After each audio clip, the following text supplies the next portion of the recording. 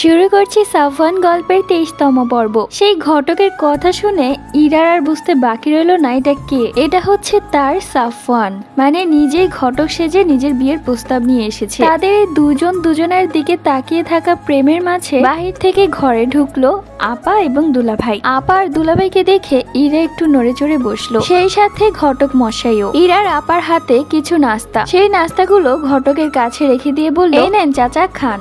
আর ছেলের ছবি এনেছেন। ইরার আপার মুখে চাচা শুনে সাফওয়ান আর চোখে ইরার দিকে তাকিয়ে বলল, আপনার বোনের লেগা যে পোলার সম্বন্ধ লয়ে আইছি, ওই পোলার কাছে সুপার হিরো ফেল হয়ে যাইব। যেমন রূপ তেমন গুণ, মানে এমন পোলা পৃথিবীতে একখানি আছে। এই কথা শুনে ইরা তো মিটমিট করে হাসছে, মনে মনে ভাবছে, ইস নিজের প্রশংসা নিজে কিভাবে করছে। তখনই ঘটক মশাই তার নিজের ছবি বের করে ইরার আপার কাছে দিল। ইরার আপা ছেলেটার ছবি দেখে বলল, আল্লাহ ছেলেটা তো ভারী সুন্দর, ইরার সাথে অনেক ভালো মানাবে, এনেন আপনি একটু দেখেন। এই বলে ছবিটা ইরার দুলাভাইয়ের কাছে দিল। ইরার দুলাভাই ছেলেটাকে দেখে বলল, ঘটক মশাই একের ঠিক কথা কইছেন, পোলায় তো একবারে সুপার হিরো। এ পোলার বাড়ি কই, পরিবারে কে কে আছে, আর কি কাম করে? এসব কথা শুনে ঘটক বলে উঠল, আরে মিয়া এত সুজাইন না কি করবেন, পোলা সুন্দর ওইটাই দেখেন। তখন ইরার আপা বলে, কি বলছেন ঘটক মশাই, আমার বোনকে তো আর যার তার হাতে তুলে দিতে পারি না। ছেলে সুন্দর এটা মানলাম, কিন্তু পরিবারে কে কে আছে, ছেলে কি কাজ করে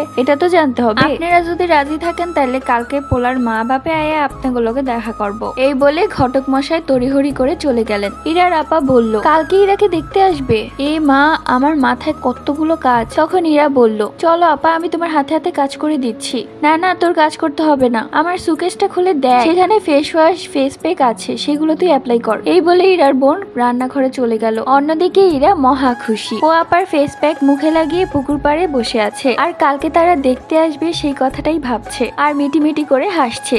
মুহূর্তের মাঝে সেখানে সাফওয়ান চলে এলো। সাফওয়ান ইরাকে দেখে বলল, হায় আল্লাহ, এই কি দেখলাম, আমার বউ কোথায়? এ তো দেখছি একটা পেতনি।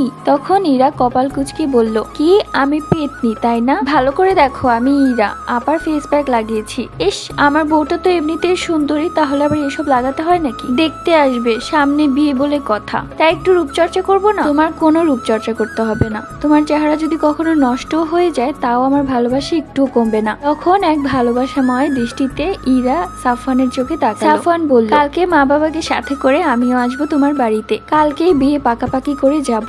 আমার তো ঘুম আসছে না জান, কবে তুমি আমার বউ হবে? জানো কালকে তোমাকে দেখতে আসবে বলে মা বাবা খুশিতে নাচছে, মানে তারা আমার থেকেও বেশি খুশি। আমার মা তো এখন থেকে তোমার জন্য গহনা শাড়ি নিয়ে বসে আছে। ইরা সাফওয়ানের হাত ধরে বলল, জানো তোমাকে খুব ভালোবেসে ফেলেছি, আমাকে কখনো ঠকাবে না তো?